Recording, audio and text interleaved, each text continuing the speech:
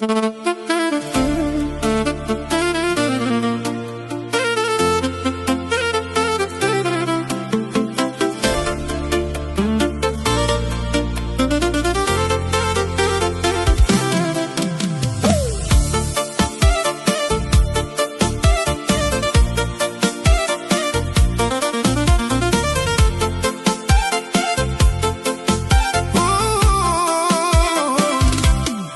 când ai intrat în viața mea, am învățat ce înseamnă dragostea. Mi-ai dat un rost și multă alinare, mi-ai pus în suflet razele de soare. Și chiar de viața ne-am mai încercat, eu pentru tine mereu am luptat. Nu voi renunța la dragostea ta și nu voi pleca din inima ta. Vreau să te iubesc până la infinit, cum nimeni pe lume nu a mai iubit. Nu pot renunța la zâmbetul tău, tu ești totul în sufletul meu, tu ești aerul din mine. Ești cea mai scump pe lume.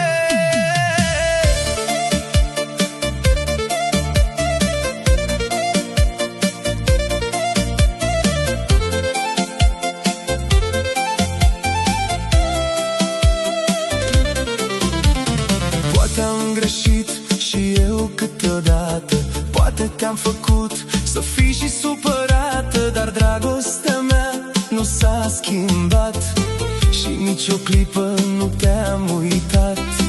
Oricâte drumuri ne-ar desparte, eu pot să le înfrunt pe toate. Nu voi renunța la dragostea ta și nu voi pleca din inima ta.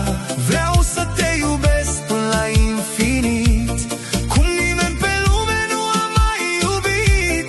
Nu pot renunța la zâmbetul tău, tu ești totul în sufletul meu, tu ești aerul din mine.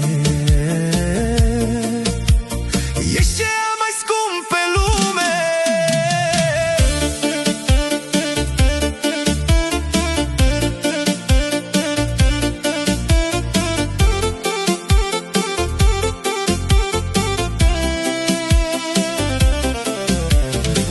Iubirea ta e cea mai sfântă, e melodia care-mi cântă, e sunetul ce-mi bate în piept și pentru tine lupt și aștept. Nu voi renunța la dragostea ta și nu voi pleca din inima ta.